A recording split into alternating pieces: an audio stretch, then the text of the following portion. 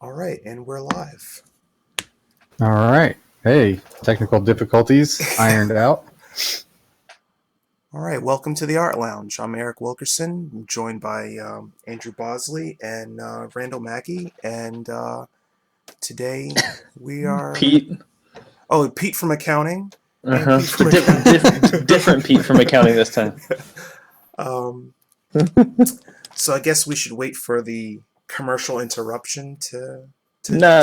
finish. No, Yeah, I think we're good. Yep. okay. Um, well, We need to get name tags for Eric, yeah, I think. we should Mhm. because I'm horrible with names, and I don't want to be in a restaurant and run into you guys and be like, oh gosh. It's inevitable that whenever I am in a position where I'm supposed to introduce somebody, no matter who it is, I think except amazingly, even I think my wife and my kids get a pass. I remember them, but like as soon as I have to introduce anybody else, someone I've known forever, I immediately will just go, Yeah, it's bad. it's this guy. Yeah. Well, on today's show, we thought we would talk about art books and our collections and what art books that anybody out there listening might have, or what their favorite art books are. And we jokingly thought, well, if your house were to blow up, which one of these art books, which top five art books would you grab and run to safety? So Yeah. I guess like we can. Well, I guess we'll start with you, Andy. Oh, okay. I'll call up your art books, and we can chat about it. Okay. Let's see. So yeah, well, see, we came up with the house blowing up scenario after I selected the books that I have, but I don't know if it changes that much. But I will say that these are some of my favorites. And when I only could pick five, I mean, we're passionate about our libraries, I think.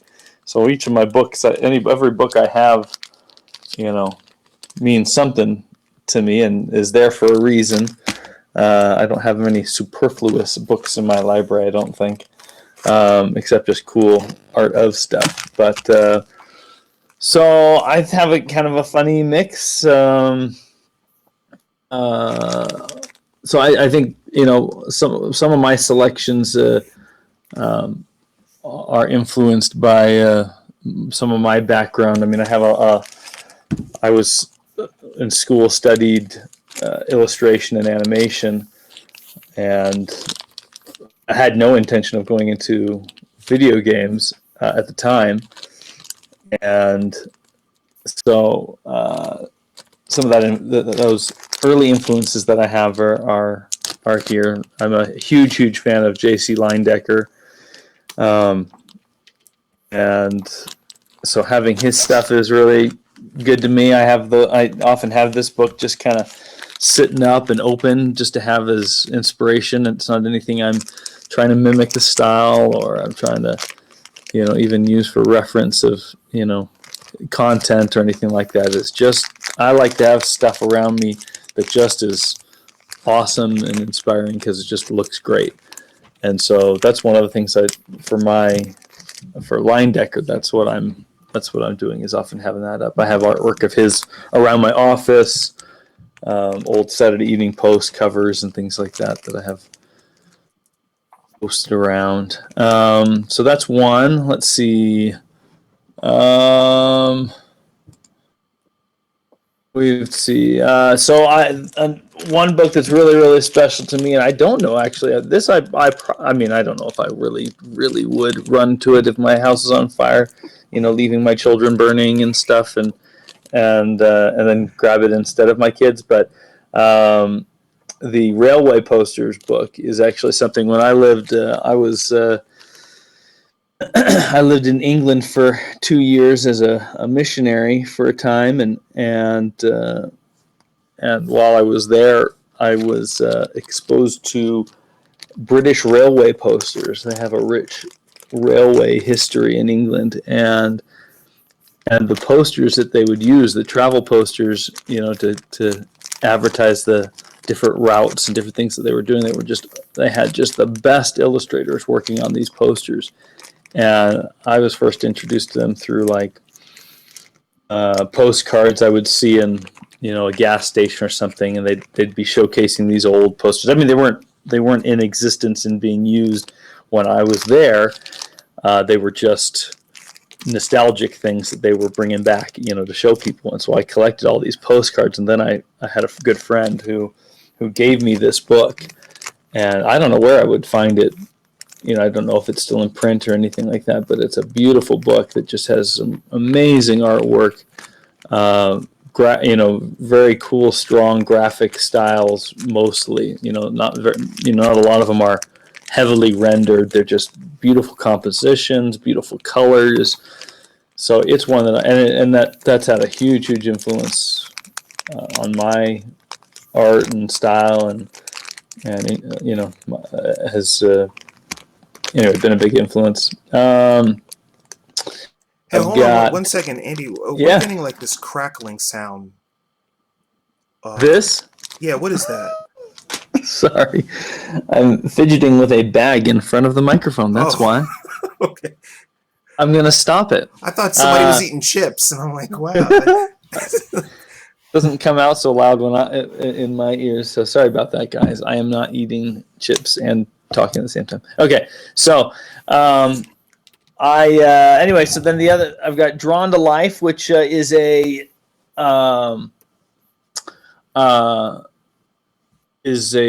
collection of lecture notes from a man named Don Hahn, who is I don't know his full story, and I know he was an instructor for Disney animation. He would come and he would give lectures. I don't know if he was currently an animator at the time. I mean, I'm lame. He's probably like a mega animation celebrity, and I'm an idiot. But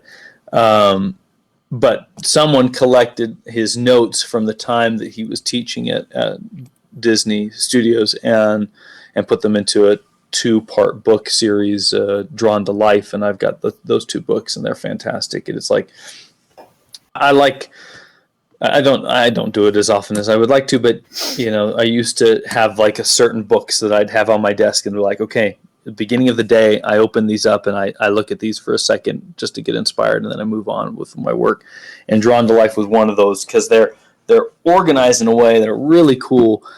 It's like just little snippets. I mean, it's some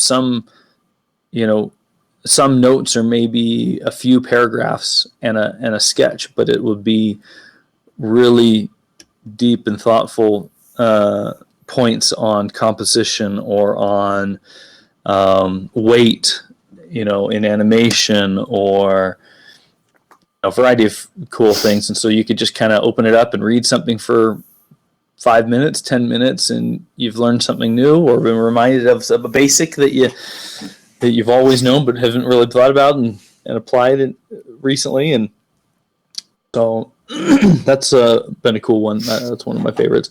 I've got The Art of Destiny, which is one among many great art of books in film and video games I love, and I look to for kind of my contemporary, all right, this is what people are doing, and am I any good compared to these guys, and just get excited about working on concepts and ideas. And so that's I don't know if I think it's a really great concept art book. I think it's one of my favorite. It's one of the better ones out there. I just think the style of Destiny, though, is such a cool, unique twist on mixing,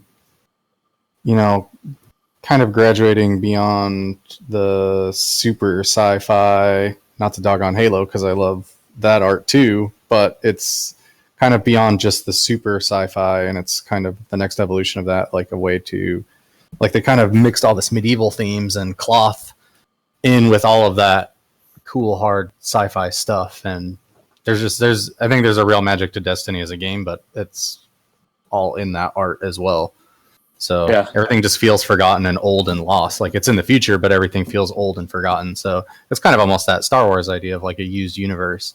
Mm-hmm. And it's almost even kind of one step further. So that book's one of my favorites too. Yeah. What was I gonna say? So yeah, I mean that's certainly an thing I look at for some good inspiration for contemporary stuff.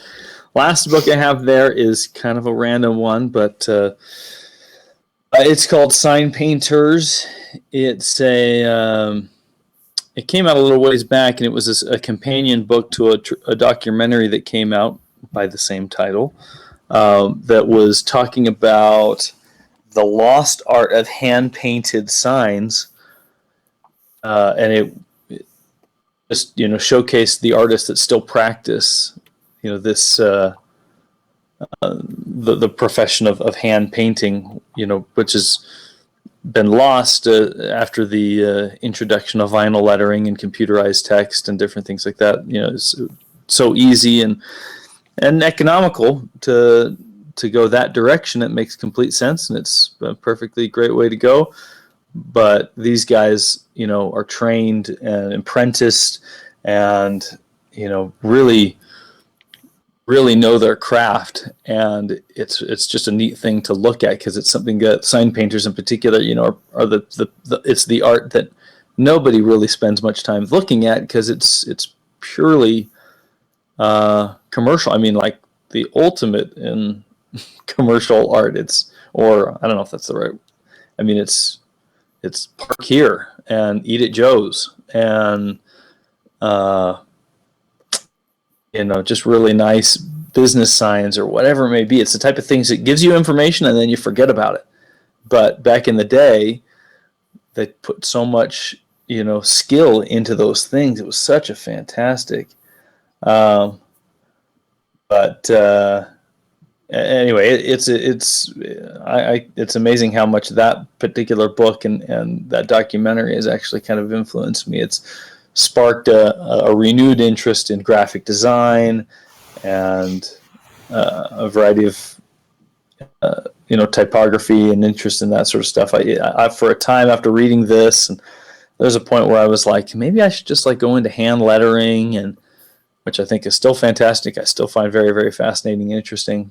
I actually started getting fascinated with lettering when I was a tattoo artist, because you do all this fancy lettering and cursive, and it's all drawn. You're not writing in cursive or writing calligraphy, you're drawing it. And so even learning some of that, it's just fascinating how, people that are really good at it, just how fascinating it really is, this art form that, and again, in the modern day, it's kind of lost a little bit, but I mean, you still go to some old towns and you still see, hand lettering on the windows, and, at an old pawn shop or something, and I think there's still people doing it, but it is kind of this little bit of a lost art where it used to be a huge thing. Yeah. I think I was influenced. I think I was being prepared to, love this stuff a little bit, to be inspired by this. I've been around it, but I didn't really realize it. Not a lot of my life, but a lot of my, adult life. When I was in school, I painted murals to get through school. I already I was married, and we were expecting our first child my first year of college. So we had another 5 years to go after that. And so I was a full-time student and stuff. And so I was painting murals for work, had my own business. And someone that was helping me a lot at the time, I remember a guy I met through church was an old sign painter. I mean, he was an illustrator mostly, but he did sign painting as well. I mean, he just did the whole thing. He used to paint, before, I don't know, or maybe as an alternative to painting, or to printing and plastering up giant billboards, he would paint full-size billboards, over freeways or on the sides of buildings in San Francisco. And he was kind of my mentor during that time. And so I was learning all these tricks of the trade from him that were just old school stuff, and they were related to this sign, to sign painting and things that they did back in the day, painting in large scale or whatever it was. And so, I was influenced by that stuff, saw it, was interested, didn't appreciate it as much as I should have at the time. And then when this came around, it was like, I've been around sign painters and people like this for a long time, real tradesmen, not artsy fartsy types when it came to their art, just craftsmen. And so that would, made me think about that a lot more. Anyway, so those are, there's plenty of runner-ups. We could chat about it later, but those are my 5 that I'll sacrifice our dog maybe and save before my dog, but no, probably not. But anyway, there you go. You're gonna get that stream shut down by PETA. Yeah, right. There you go. Awesome. Well, yeah. So yeah, those are some good that would books. have been me. Yeah, I think I'm gonna get the Lion Decker book. I need that if I can find it, if it's still available. Yeah, it's Oh, still sure. available. It's Yeah. still out Okay, there. yeah, cool. Many, Yeah. most of these things, the sign painters, and it's funny, a lot of this old stuff is I don't know, with the internet, everybody can be exposed to all these things that used to be, you kind of had to pass around, by word of mouth a little bit more. And now it's stuff that was old and forgotten are coming back and becoming huge. Leyendecker I think it's never been completely lost, but he's always been overshadowed by Rockwell.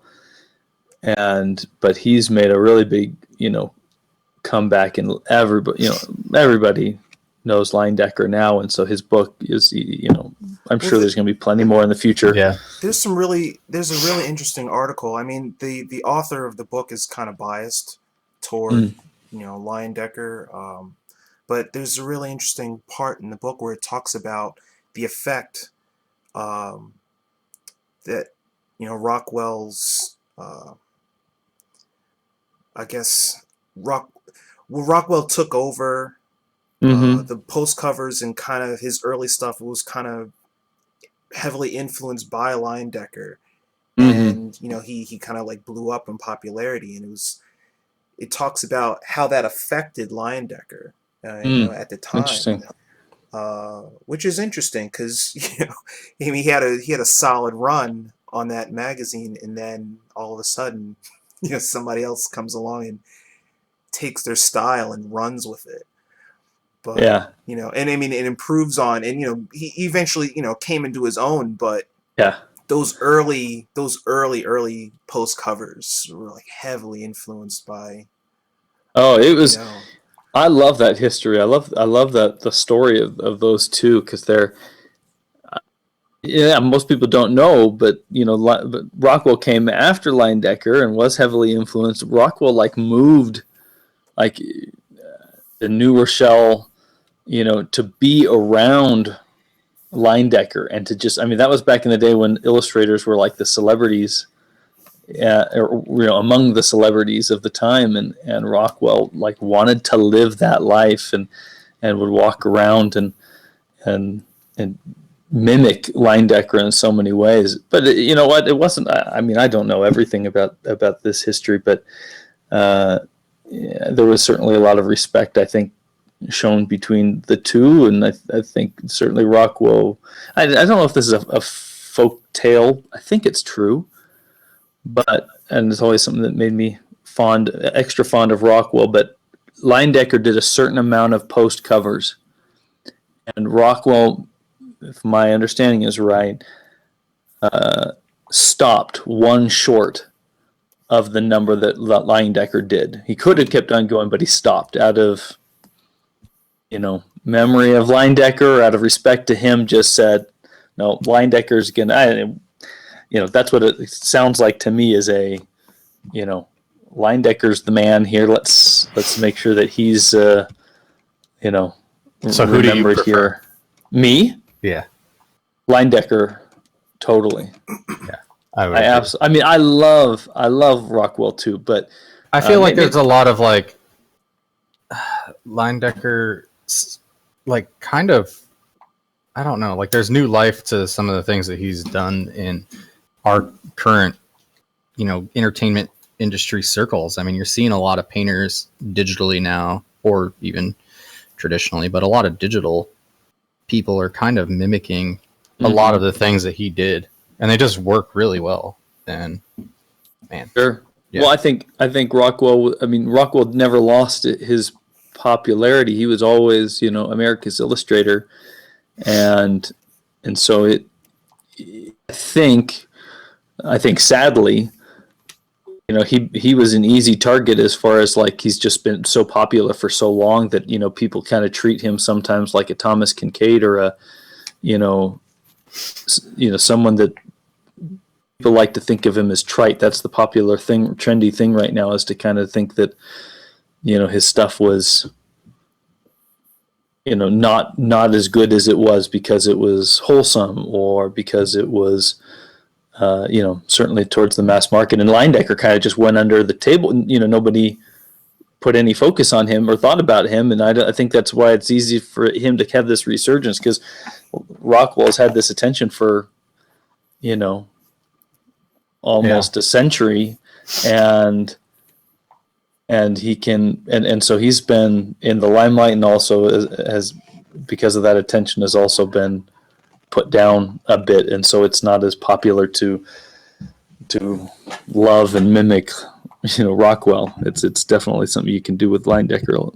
One of the things that I would like to know is, so Drew Struzan, the poster artist, is amazing, but there's definitely some Leyendecker in a lot of Drew Struzan's work. Like, I wonder how much the influence is there, because a lot of those big chunky, angular graphical shapes and things is I'd something that both of them. Also, a lot of Mucha. Alphonse Mucha, especially in his some of his design sense, his framing and stuff like that around the posters that he does. So it's like the best of Mucha and Leyendecker collaged together, and with his own, with Drew's own talent. But that's what jumps out at me when I see that stuff. So yeah, I mean, I think among illustrators and stuff, and Leyendecker I don't think was lost, but I think he wasn't known to the general public as much, and then he just was a little forgotten by the general public, whereas Rockwell was a lot more, was still noticed and commented on and things like that. But no, Leyendecker's fantastic. No, I love it. I think I'm also influenced a big deal because my in-laws for Christmas, right after my wife and I got married, they gave me a collection of Saturday Evening Post covers that my mother-in-law's father had collected at the time when they were coming out, so like in the 30s, and he had just cut out these covers and just put them in a box. And so she gave them all to me at one point. I've got a whole bunch of Rockwells, but a whole bunch of Leyendeckers. And so I've at one point I actually scanned all of those Leyendecker covers that I had, put them online. They're still online. Made them available. Got some cease and desist orders from the publisher of the Saturday Evening Post. Didn't take them down, and they're still there. And so I've been associated with this. It's funny because it actually somehow people began thinking I was an expert in this, because the website got passed around quite a bit and got within the art industry got some attention, and so I got professors calling me and going, I had a guy from Duke University like, can I take you out to lunch? I have this paper I'm writing about Leyendecker, and I'd really love for you to review it and take a look and tell me what you think. And I'm like, I don't really know that much. I just like his art. No, I really want to take you out to lunch. So he took me out to lunch, and free eats. Yeah, I'll do it. I remember going, and so this is getting really off topic, but I do remember going, and I was like telling my wife, okay, if I don't call you He's like, let's meet at my apartment just across from the school. I'm like, okay. I call my wife. If I don't call you in 15 minutes, call the police and send them to this location. Send backup. Anyway, I'm still alive in it, and I got free food. Anyway, there you go. Awesome. Sorry, that was me. Long one. I can't see that. I don't know if there's anybody in the chat or not. Yeah. Yeah.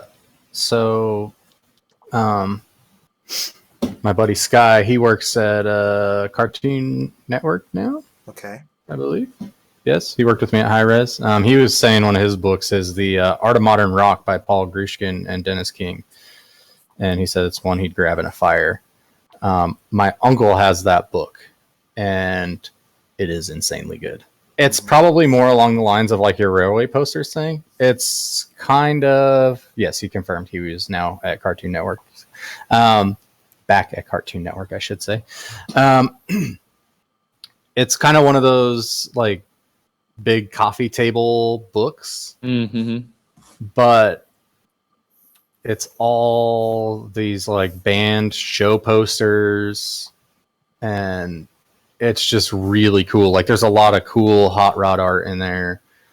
It's one of those things that's just like this treasure trove. It's huge too. It's super fun because it's super big, and it's a bunch of pages, and it's just a big fat book of like rock posters. And there's this like a Radiohead March 28th band poster, and it has like this Messerschmitt or this BF-109 German plane painted on it. It's like at the Aerial Theater at Bayou Place or whatever. Like I'm just looking at some of them, some Queens of the Stone Age posters, but it's just cool. There's so many different kinds of things, and a lot of it is like that is super graphical, super graphic. It's really good book. It's really I need fun. to check that one out. Yeah, super fun. And then he also mentioned the, of course, Light and Color. Everybody has this one. Yeah, Light and Color. James Gurney is. I think everyone should have that book. Yeah, that's really good. If you don't, you're making a mistake. You're a loser. You suck. No. Okay, so let's go through your selection. Yeah. Randall. And so I'll toggle through these. Yeah. And yeah, we can start with that one. The Warcraft one. Yeah. Creature box. Yeah. Oh, we'll talk. Yeah. Okay. Yeah. Whichever one you want to start with. Yeah, that's fine. Whatever. Don't matter. Yeah. So I actually do not know if this book is available to just purchase anymore or not. I got it through their Kickstarter. Creature Box are Dave and Greg. They are the two dudes that work here in North Carolina over at Insomniac, and they are pretty well known. They have a pretty big Instagram, internet presence. They've worked on a ton of things from toy design to comics, as well as been the two concept artists on the Ratchet and Clank games over at Insomniac for like 10 years or more, 13 years or something now, I guess. They have worked together side by side, from what it seems. And it's almost indistinguishable who did what. Like, I think they both work on some of the same pieces. A lot of them, just one of them does, but they've worked together so long that you can't really tell looking at Creature Box who did what. Yeah, it's crazy. It's so good. And I mean, this is, I call it a bathroom book. This is one of my favorite bathroom books. And every time I look at this book, I think I find something new, or 2 or 3 new things every time. And I've had this book for a couple of years. It's fantastic. And it's just bonkers stuff. And there's just so many things hidden inside of this book. I come up with so many ideas just looking at this book. I mean, I look through this and I see one image and it just sparks a whole story in my brain. And I don't even know what they were trying to say, but it sparks this whole spin-off story or this whole idea in my head. So this one's definitely one that if I'm feeling out of juice, this is one to grab and kind of refill. So yeah, super bonkers. They're so good. Follow them on Instagram. It's also a worthy cause. Yeah, they make me frustrated on Instagram. They're just so darn good and always drawing cool stuff. I'm like, I don't have time to do every day. Here's the thing. I know. I don't know how everybody can do it, but they are awesome. Yeah. Yeah, so good. All right, what's next? What else did I put in there? Let's see. I should have done what Andrew did, and I didn't know how we were doing this. The Art of Diablo. I was just lazy. The Art of Diablo. So I think I pretty much have every Blizzard book. I think The Art of Diablo is the best all-around overall art book that isn't just specifically Blizzard style, if that makes sense. Like, I love all the Blizzard art stuff, but I'm just a fan of Blizzard art. But The Art of Diablo, I mean, Diablo is definitely a grittier, M-rated game, and it's not quite in there super over-the-top craziness that their other games are necessarily. It's a little more gritty and dark and realistic, and there's a good handful of Braum paintings in this book that are wonderful that he came in and painted for the Diablo team of Diablo characters. So there's probably like 10 or 12 Braum paintings in here that are freaking amazing. But just all the concept art in this one's full of a ton of like small sketches, pencil sketches, or digital pencil sketches, all the way up to full color illustrations. But this one is probably one of the meatier art books. And this is definitely one that if I'm stuck, it doesn't even matter if I'm stuck with sci-fi. I just like grabbing this book and looking through it. There's just a million things in there. And it's also one of I like books where I always find something new, right? So this one to me, it's probably my favorite Blizzard art book overall. And definitely one of my top 5 favorite art books. I was going to put the Destiny art book in here, but I knew Andrew was, so didn't want to repeat, so we could talk about other things. Don't steal my thunder. I won't. Yeah. And I wanted to highlight one of the other books in a minute that isn't necessarily an art book. So what's the next one? Art of Star Wars, Episode 1 and 2. Can't go wrong with that. No. So these two books kind of go hand in hand for me. The Art of Attack of the Clones of Episode 2 is the first art book I ever bought in 2003, I think. It was just on like an end table at Barnes & Noble. I think it was actually on sale. And it was like clearance out or something. And I just grabbed it. And this was one of those that I just had no idea that like this amount of work and love went into things. I was familiar with Ralph McQuarrie. I'd seen his work. I knew it. I loved it. But I wasn't an artist at this point. This was before I joined the Army. I just grabbed the book as a Star Wars fan. Like, I just like Star Wars, and I saw it, and I like art, and I like drawing. And I was just looking through it, and I was like, oh, man, this is a job. Like, you can actually do this as a job, like work on Star Wars. How? But then I was like, well, I'm not like art royalty. Like, these guys must be like art royalty or something to be able to do this. Like, they're so good. But also, how do you even get that opportunity or meet those people? Like, I even thought, like, I could draw until I'm this good, but I still would never be able to do something like this because I just thought, I don't know. I thought it was one of those things like being a famous musician, like you just have to, I don't know. I just thought it was like insurmountable. It was like, I'm not Tiger Woods. I'm not Peyton Manning. I'm never going to be able to do this as a job. So this one was the first one that kind of made me realize that it was a job. And then down the road, of course, I figured out that I could do it somewhat, not nearly at the level that these guys are doing it. And now, knowing what I know after 6 years of doing this professionally, this is probably the best art book I've ever seen. It's probably my favorite. Which one? Which of those two is it a Clone Wars? You're saying? Yes, Attack of the Clones. Yeah, Attack of the Clones. And I think why is because it was when they were transitioning from traditional into digital, and so, and I'll talk about the episode one in a minute. But if you look at the episode 1, that one's almost all traditional. Mm-hmm. The vast majority of that is all traditional concept art. But if you look at the art of episode 3, I think there's maybe 2 traditionally drawn sketches in the art of episode 3, but everything else is digital. And the art of episode 2 was the bridge between those two. And they even talk about that, like Dermont Power was on the team and he was kind of the first one that came in with a painting. And they were like, oh, you did that? Like, they couldn't believe that he did it on a computer and with a mouse. And he's like, no, I use this like graphic tablet, and it was all new to them. So in typical Star Wars fashion, as Star Wars is known for, here they were trying new things and like pioneering, almost even just like Ralph did with the original movie and with all the stuff they did, like that's kind of what they were doing here. This was the bridge where guys picked up digital while they were working on this movie. They went from traditional to digital as professionals working on this film, and they kind of document that in the book.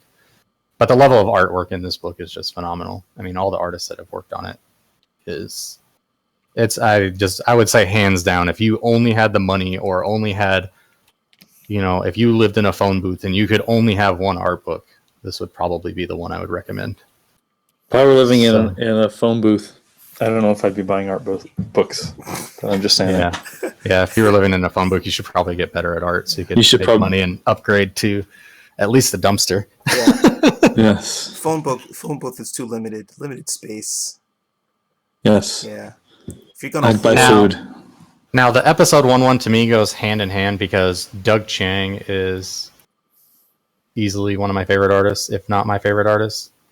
And it's kind of funny because to me, Doug is kind of my Ralph McQuarrie. Like, he always talks about how much he's always trying to honor Ralph and everything. And of course, we all love Ralph McQuarrie. But Doug, I think through his humility, almost doesn't see that he is kind of Ralph McQuarrie of this generation. I mean, he kind of was the voice for all these movies. And yeah, people love him or hate him. But, he still is the voice over at ILM or Lucasfilm, so there's concepts of his in the Force Awakens books. And so he still is kind of that voice. Like, he still is kind of the godfather of everything Star Wars in the last 15 years. And the art of Star Wars Episode 1 is basically just a Doug Chiang showcase, and it's his marker and pen stuff. All the droid army designs, all the stuff that pod racer on the cover is painted by him, and it's fantastic. I love it. So those two books, if I could save them together, I would.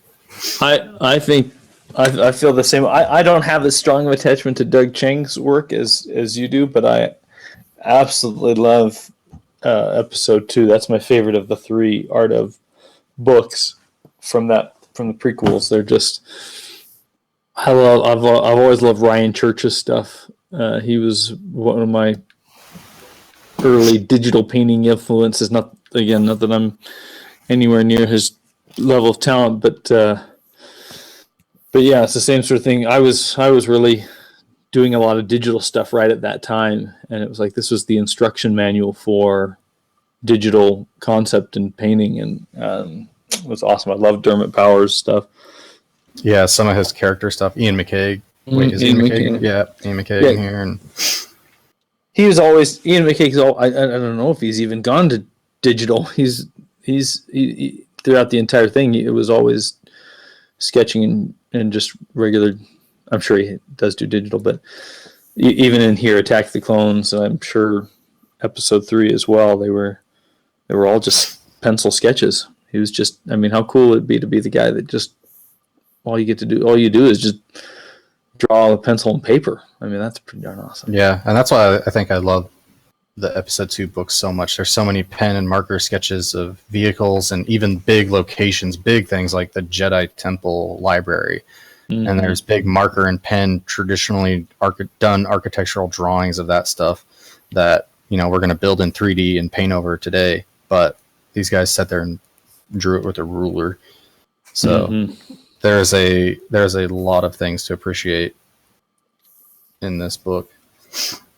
Then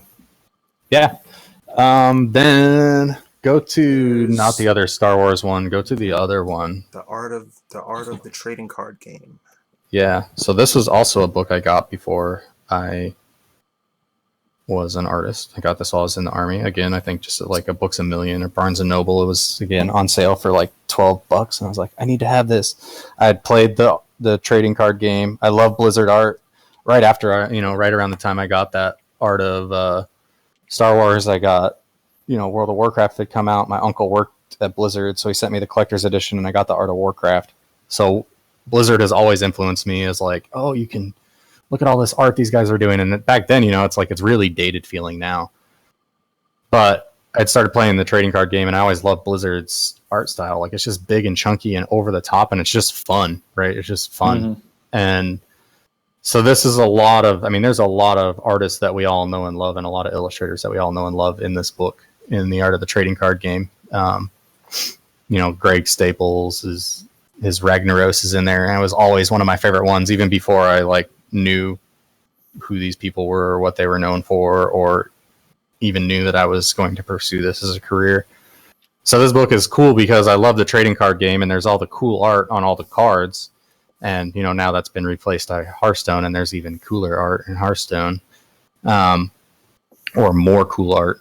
But it was cool to see all these little things that I had just seen on the cards, and I would just buy the cards just to look at them. So I have stacks of cards, and I just look at them, but they're 2.5 inches wide. So this book is actually pretty big.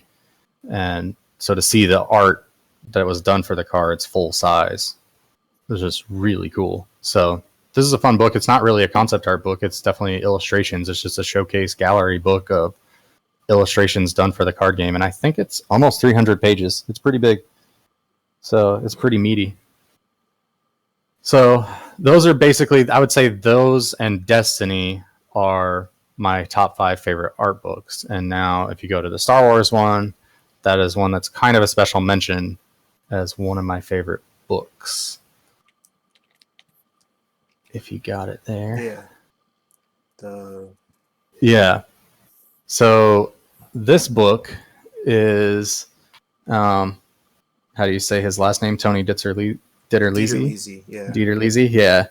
So, he's actually a really good artist as well. He actually has no artist in here, or art in here. He just wrote the book. But this is The Adventures of Luke Skywalker, Jedi Knight. And the entire book is, you can get this for $12 on Amazon. I might get that while you're talking. You should buy Never this seen book. That one. The entire book is illustrated by Ralph McQuarrie. It's all Ralph's art. That is his concept art from the movie. This is a showcase book. This is a book that's never on my shelf. It's always displayed, just because, as you can see by the cover, it's absolutely gorgeous. So it's kind of told a little bit not like the movies. It goes through all three, A New Hope, Empire, and Jedi, but with Ralph's concept art as the illustrations, and the story is kind of told a little bit along those lines. It's not a true mashup. It still is the actual Star Wars movie that we know and love as in the movies, but it's just kind of told uniquely. If this is just a storybook and these are the illustrations, this is the story, and this is the adventure of Luke Skywalker, Jedi Knight. So this book is one of my all-time favorite books ever made. It's just absolutely wonderful. Tony's writing is really cool, and there's just cool little things. There's almost comic book calls out, just big loud red letters in the text when it's boom, the TIE fighter exploded or something, So, it's whoosh, the lightsaber swung. So it's very much like a children's book.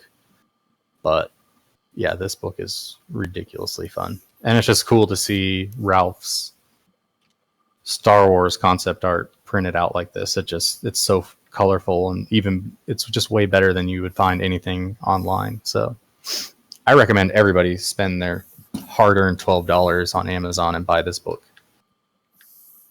Added it to my cart, and Done. I am proceeding to checkout. Cool. Did I mention I also get a commission? No. Oh, dang it. Oh, return. Dang, it's too late. Yeah. It is I bought.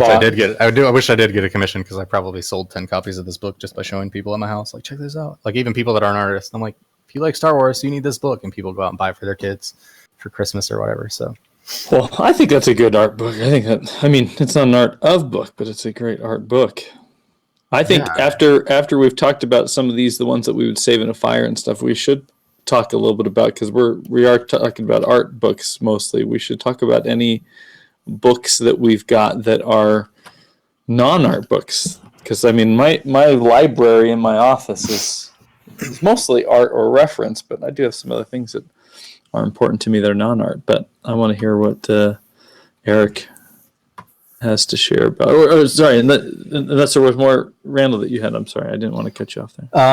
No, I think that's it. I think I would like to honorable mention probably my most treasured art book is my new Art of Homeworld book. I didn't show that one because it's not Right. available. It's not available to get, so nobody else can like go out and find it. And it was You a don't gift want to from, hurt our feelings. yeah, it was a gift from some benevolent friends of mine. But I think it's worth mentioning that if there truly was a fire, that is the one book I would actually grab. Definitely over your dog, Andrew. Well, you'd have if your house is on fire, my dog would be fine, so you don't need to worry about it. This is true. All right, so I'll go through these kind of quickly. My art books are more painting focused than concept art specifically.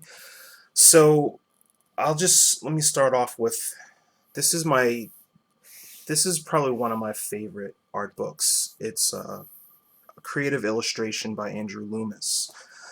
This book originally came out in 1947. It was basically like the illustrator's Bible for decades. It went out of print probably somewhere around the 90s. So anybody that had a copy held on to it like it was gold. And somewhere, I discovered his work back when I was in college. And this book, I just want to just show you guys, like, before James Gurney's Color and Light book came out, this was the definitive illustrator's Bible. Okay, so anything you needed to know about line, color theory, composition, just, like why, the hows and whys of a lot of different things. I'll just go through, like, this came, some fantastic person back before the book came out, was reprinted, found a copy and painstakingly scanned each individual page of this like 300 some odd page book and posted it online. And I found the link to that through the old conceptart.org website. But he basically goes through everything on color and composition. And there's just this one particular page that I scanned years ago. James Gurney's Color and Light book and the Imaginative Realism book cover this issue, but leading your eye through a composition, like pointing devices, stuff like that. This is gold, and they don't teach this in schools anymore. I don't think they teach narrative illustration. It's all about making that rendering of that robot or that character or whatever look so pretty, but it doesn't say anything. And, it doesn't. I don't know. I could get on to, a whole other tangent, but anyway, this book was fantastic, and it just recently came back out into print, and I snatched it. So I now have a physical copy, so I don't have to keep calling up random pages from the book. I mean, it's a lot. It's a lot. So, but yeah, this was definitely one that I would, get burnt severely if I forgot it and had to go back in. So, anyway. I wish I had appreciated that more. I mean, I have the PDFs. I've had the PDFs for probably 10 years of several of the Loomis books, but I just, maybe it's the getting them so easy. I haven't given them the attention. I know that they've had, they've been this, significant role in illustration in the past. But I need to open it up, and I need to order the book. Maybe I'll get online and do that too. Yeah, it just is added definitely it to my worth cart it. along with the Leyendecker books. because I mean the Color and Light and Imaginative Realism books are both fantastic, but there's a lot of repetition between this book and the newer Color and Light book. I mean, they cover a lot of the same topics. composition, color theory, all that stuff. But definitely, I highly recommend it to anybody that wants to make a narrative illustration. Um, my second uh, pick is a retrospective book from illustrator, painter at the Art Students League, uh, Max Ginsberg. He was an instructor at the School of Visual Arts for many years, and he also taught at the High School of Art and Design. And I mean, he's just this guy has shaped the careers and the path, the artistic path of so many people. It's you can't even count. Um, but he does a lot of uh, fine art with political, social commentary and things like that. But he does a lot of street paintings and things. But uh, he's kind of like a go-to source for how should that skin tone look, or what would that street scene look like at this time of day, or what would this multi-figure scene look like? And I mean, this book is just gold. I'm gonna keep saying that this book is gold. This book is gold. But this definitely is one of my favorites.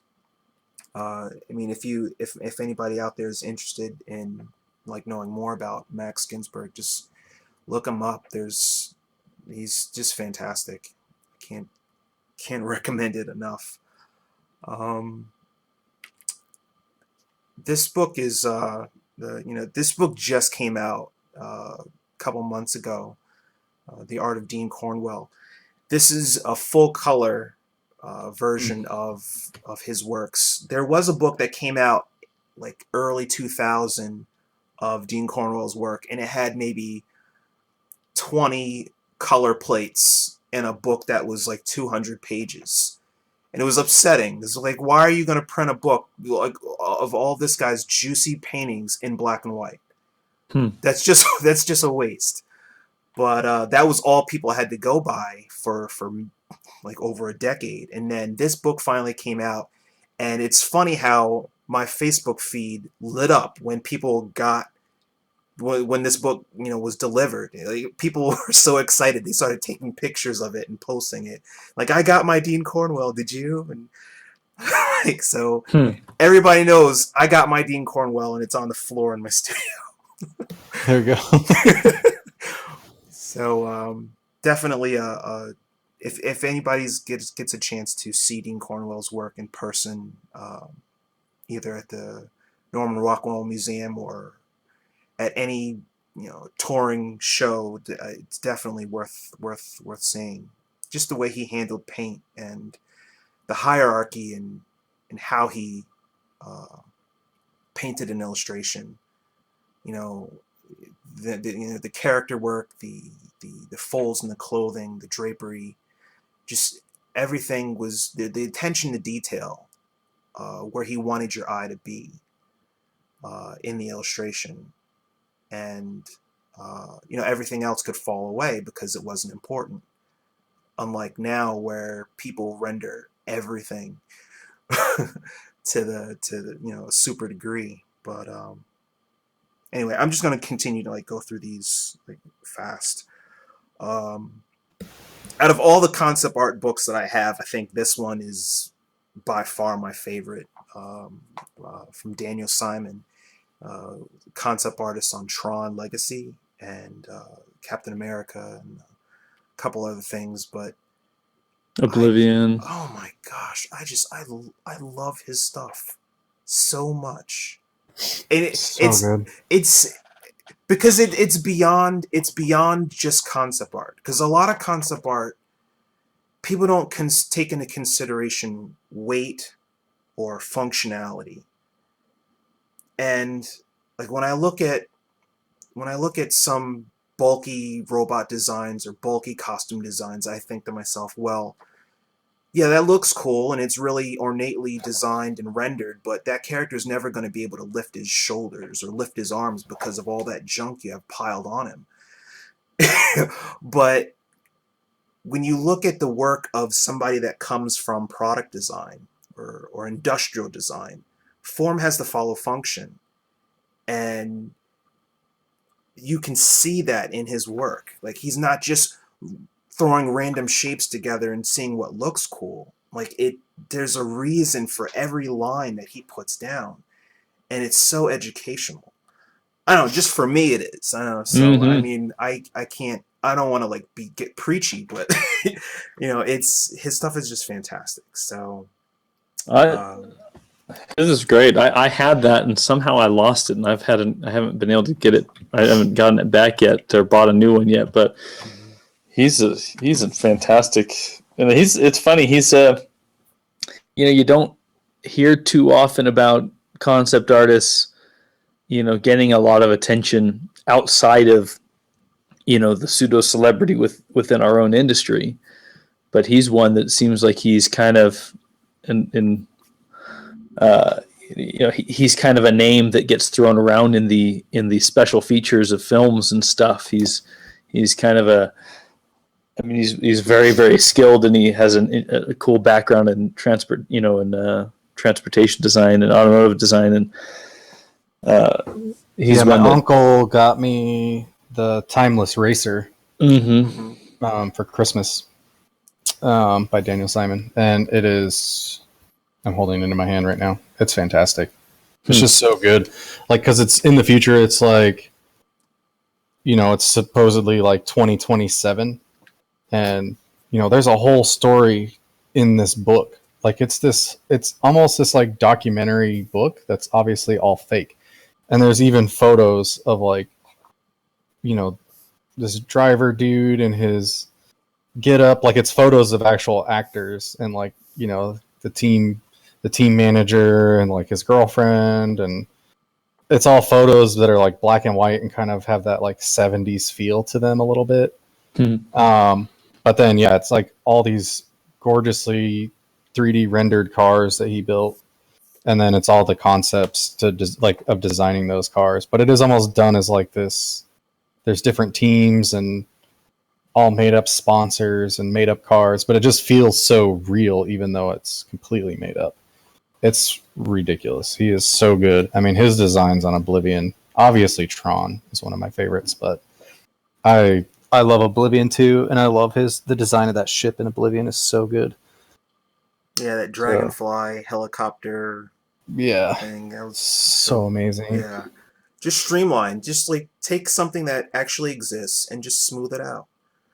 Like, duh. Like it's like it's so brilliant. It's so simple, but it's brilliant. Anyway, but I just get excited when I see his stuff. So I try to calm down. Hmm. Um, what else? What do I have out? What else do I have? Yeah, this is one of my favorite painters. Uh, his name's Stephen Assel. Steve Assel. He was a student of Max Ginsburg's back in high school. He was fantastic back in high school, like and I studied with him for a hot minute back when I was in college, but like I didn't know what I was doing. Uh, like James Jean is in the class, and there's all these other fantastic painters that went on to like high acclaim, sitting in the class, and they're Hmm. just knocking it out, just nailing these portraits, and I'm sitting there like I don't even know how to mix flesh tones. What am I doing here? It was embarrassing. But for the semester that I was in there, I learned a lot, and it just his sense of color, the way he attacks a painting, a portrait, the textural feel of his works. You get to see it up close. You can tell like he's thinking on the canvas.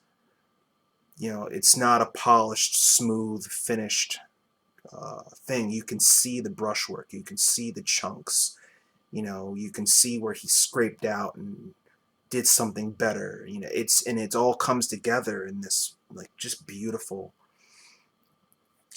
work. But again, like this is another guy that influenced the portfolios of so many of his students, and it's funny to look at some people's work and instantly be able to tell that they were an Acel student. I'm guilty of it myself. I've ripped off that cad orange rim light effect a couple of times, but unapologetic. I love it. So there you go. That's cool. But that's another guy that I highly recommend people check out if they're not already aware of him. I think my next to last, Tom Lovell. This book is my go-to. Like whenever I start an actual painting, I'll sit through this book and say, well, has Tom done anything like this yet? Or did Tom do anything like this before? Because let me check and see how it should be done. And the way he handles light, color, atmosphere, just the hierarchy in the way he paints. The figures are the most important, and then everything else kind of falls away.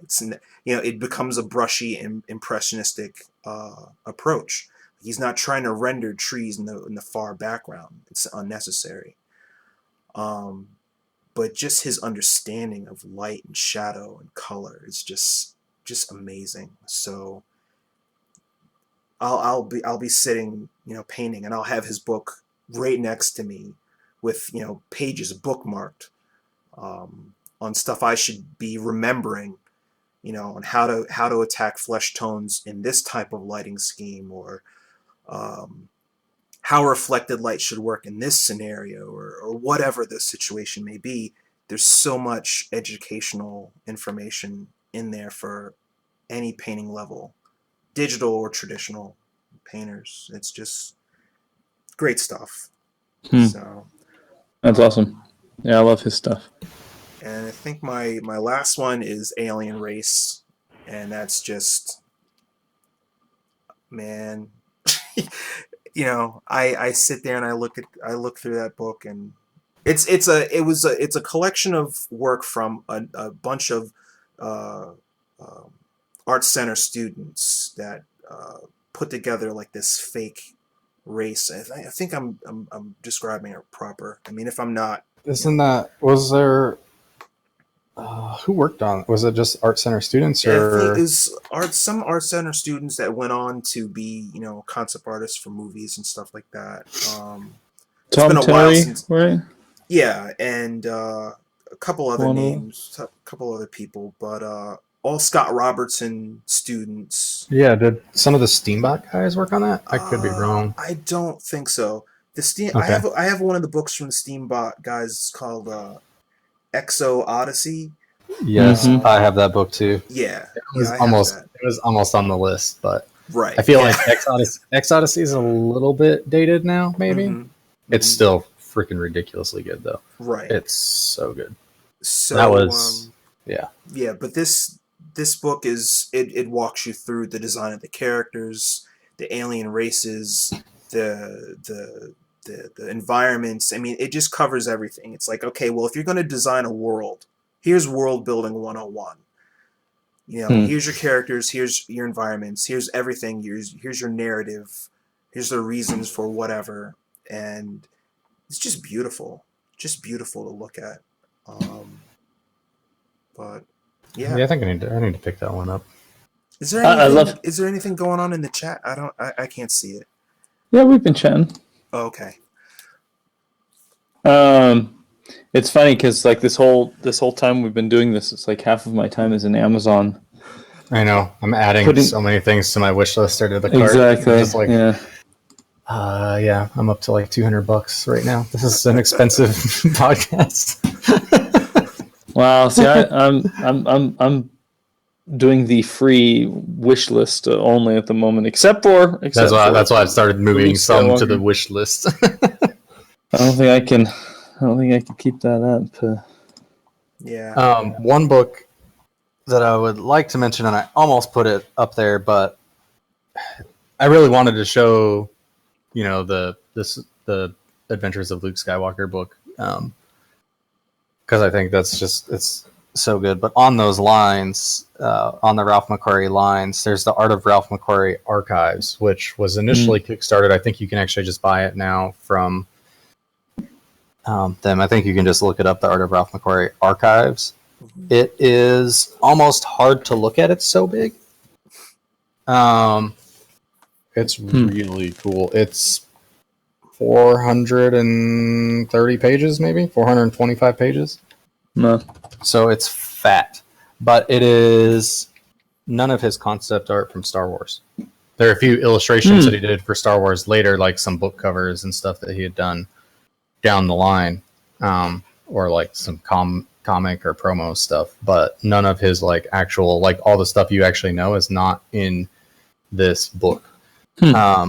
This book is basically a history of everything that Ralph worked on through his entire career. So initially, like some of the early stuff is he was actually doing brochures for Boeing to sell their planes to airlines. So he has these paintings of like 737s and 757s is like part of their brochure of like what their airplane was as they marketed it to airlines to buy. And I think these, back in the 60s, these were painted. Before he ever worked on Star Wars, but it just goes down all this list, and he actually worked on a lot of stuff that a lot of people don't know. He was the concept artist on the original Battlestar Galactica, and he did a lot of early Star Trek stuff as well. But then he did a ton of book covers and art for Asimov, some Asimov books. So there's a ton of Asimov-ish robots in here that are drawn and painted by Ralph McQuarrie. He painted the movie cover / movie poster for Where the Red Fern Grows. Like, who knew that was a Ralph McQuarrie painting? But it is. That's hilarious. Yes, but this book it's kind of along, like we always talk, and I can't believe that nobody actually showed it. But, we always talk about The Skillful Huntsman being like essential, like this is a concept art book. I feel like this Ralph McQuarrie book is right along with that. Because it's just pages of sketches and thumbnails. Like he did these futuristic Pepsi commercials that had like these floating Blade Runner-esque Pepsi machines back in the day. And it's like all these concepts for all these different futuristic looking Pepsi machines. And so there's just like 2 pages of just all these little thumbnail sketches for this stuff.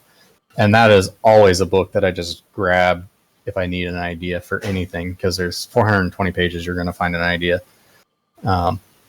Yeah, so if you can find that book and grab it, it's ridiculously good. And it's all Ralph McQuarrie. One book I forgot to put on my list, and I'm kind of embarrassed that I forgot. But and because it's been out of print for almost 20 years now, I think, is the Concepts of Sid Mead. It's called Obligon. Oh, so good. That one, and he has 3 other art books that he put out after that it's a red, a blue, and a green cover. They're maybe like 30 pages each, but each one goes into the designs from Tron, Blade Runner, Gundam, industrial design work that he did for Boeing. Just fantastic. Fantastic. That's stuff. so good. It's interesting to be able to compare his concepts for Short Circuit, Johnny Five from Short Circuit. So it's funny because I'll lay those out on the floor, because I put all my art books on the floor for some reason. But I'll lay out Sid's designs for Johnny Five, and then I'll compare it to Wall-E, and it's pretty interesting. But, yeah, that's awesome. Yeah, one of the other things in the Ralph book is another thing that is so well known that Ralph is just known for Star Wars, right? But he did E.T. So he did E.T. spaceship, and he did some designs, explorations for E.T. himself.